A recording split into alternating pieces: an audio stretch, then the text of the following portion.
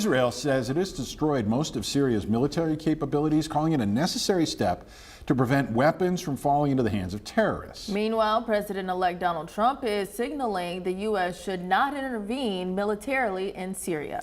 The rebel group that forced the dictator Bashar al-Assad out is led by a man named Abu Muhammad al-Jawlani.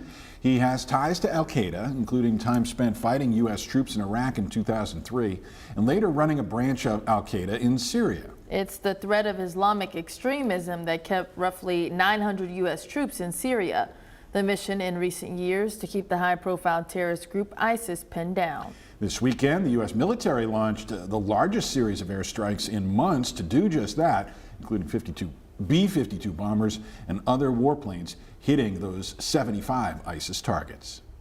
The effects from what's happening in Syria being felt back here at home. The Syrian Emergency Task Force is a local group that's been working for years to help overseas. New tonight, THV 11's Ashley Godwin shows us how they are reacting to this news and learns more about this monumental power shift. An Arkansas man, Moaz Mustafa, who is the executive director of the task force, is making his way into Damascus right now after he spent years working to get aid to Syrians. I talked to him on the phone and he spoke about the elation people are feeling right now. Over the weekend, Syrian rebels overtook the Assad regime, a dictatorship that had been in charge for half a century.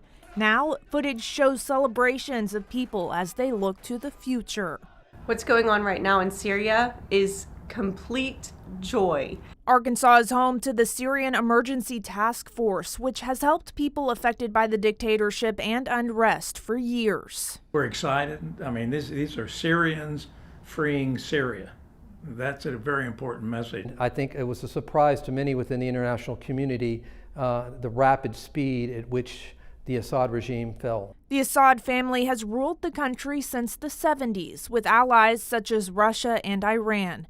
The country has also been in a civil war for more than a decade, fueling further unrest. So the situation right now is extremely volatile. The Trump administration and new administration has said they don't want to get engaged at all in Syria, but the reality is we, the United States, cannot afford a failed state in Syria. So what happens next? The world has its eyes on how Syria moves forward, as several surrounding countries and some Islamic extremist groups like ISIS could be looking to decide the next power grab.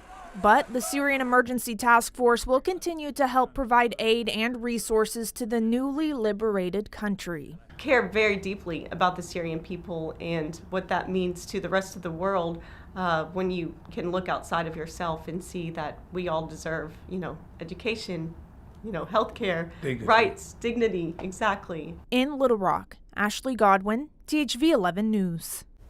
Now, will this historic change have any impact on the U.S. economy? Build Topic says no. Any oil that America gets through the northern part of Syria is primarily controlled by Turkey.